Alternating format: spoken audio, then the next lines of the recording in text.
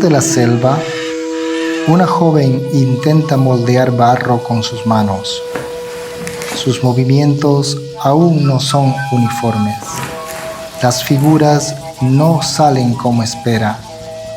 Se nota su agotamiento, pero no se rinde. Mientras continúa, la maestra la observa en silencio, guiándola y transmitiendo su conocimiento.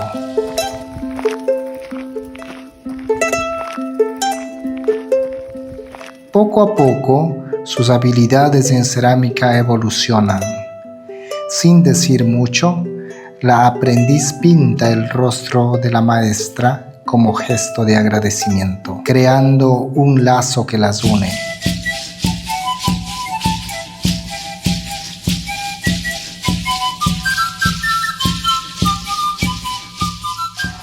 Ambas se miran en silencio y se abrazan. La joven ya no es solo aprendiz. Ahora en sus manos vive el conocimiento.